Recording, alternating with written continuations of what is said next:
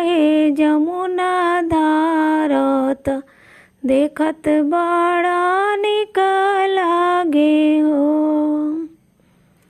एही पार मथुरा नगरिया त ओही पार गोकुल हो। अरे बिचावा में बहे जमुना धार त देखत निक लागे हो। एही पर नहाली रानी देवकी त ओही पर यशोदा मैया हो। एही पर नहाली रानी देवकी त ओही पर यशोदा मैया हो। तरे मिली जुली करे दिल के बती या तो बैठ के जमुना तीर। अरे मिली जुली करे दिल के बती तो बैठी के जमुना तीरे हो। काहे तोर मनावा मलिन त नैना निराबहे हो। ए देवकी काहे के तू अपना कुशलता के कैसे दिनवा बीतेला। ए देवकी कही दे तू अपना कुशलता कैसे दिनवा बीतेला हो।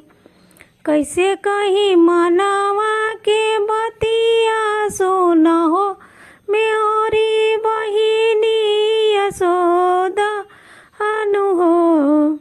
कैसे कही मनवा के बतिया सुन हो मोरी बहिनी नु हो। यशोदा सात पूत दिहले विधाता कोखिया के से बेहुना केले हो।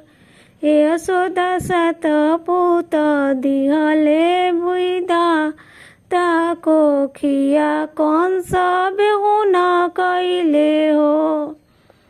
एही के नैना मोरे निरबहे मनावा मलिन रहे हो। एही के नैना निरबहे मनवा मलिन रहे हो। चुपा हो खाए देवकी चुपा हो खा मनवा धीरज धर हो। ए देवकी तोहरी को खियाली है हरि अवतार त कंस बध करिए नु हो। ए देवकी तोहरी को खियाली है हरि अवतार त कंस बध करिए त कंस पापी के अंत करिए हो। जब तोरा हुई है लाला नावा त गोकुल पहुँचाई दी हो। जब तोरा हुई है लाला नावा त गोकुल पहुँचाई दी हो। ए देवकी हम बदलम अपना लानावा तो तोहर के रक्षा करम हो। ए देवकी हम बदलम अपना लानावा तो तोहरा लाना के रक्षा करम हम रब से बानी हो। एही पर मथुरा नगरिया तो वही पर गोकुलानु हो।